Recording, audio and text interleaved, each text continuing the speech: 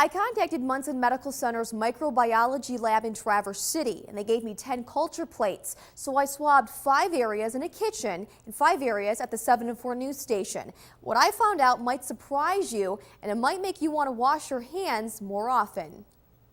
They're everywhere. Microorganisms, even living comfortably on that kitchen sponge right next to your sink.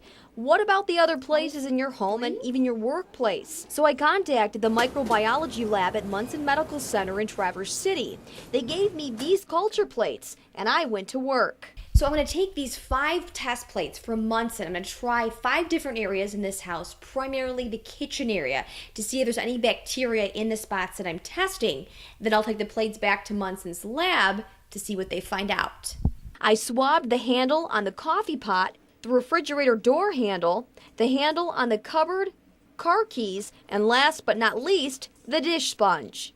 The kitchen results in a minute, but let's move to the workplace. I picked another 5 places in the 7 and 4 news station. It's a typical workplace with people coming and going on a daily basis, starting with the keyboard and the computer mouse.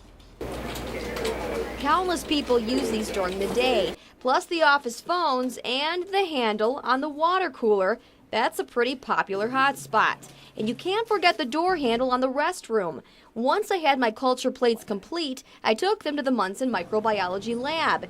They were placed in incubators for about 3 days. Here's what I found out. We found lots of microorganisms, and microorganisms are everywhere. Janet Swift-Gotsis is the lab manager of infection prevention here at Munson's Microbiology Lab. This is what grew on the culture plates that we used to swab the areas we tested.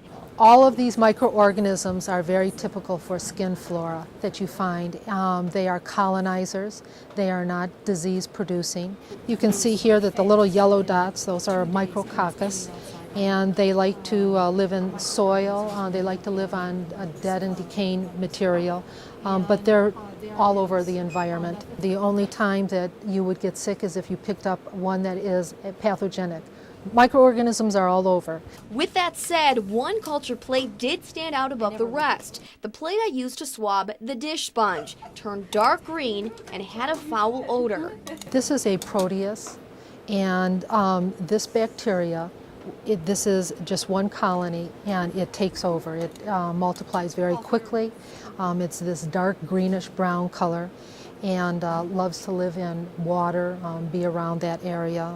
The people that own the sponge, they're washing their dishes with it. Are they spreading that bacteria onto dishes and cups and their countertops? Absolutely. But yes, we shouldn't keep sponges or dish rags when they smell and they're sour. They are loaded with microorganisms. Let's not forget about the plastic handle on the water cooler. That culture plate also stood out with the various colors that formed. I need to tell you, this is not the water, it's just the water handle. And again, this is a typical flora that we see. Many people touched these things, and that's why we got such good cultures from them.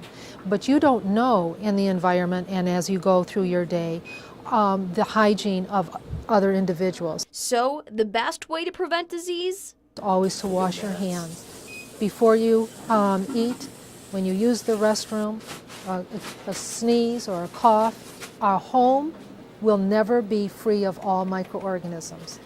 But a home doesn't have to be a breeder of pathogenic microorganisms.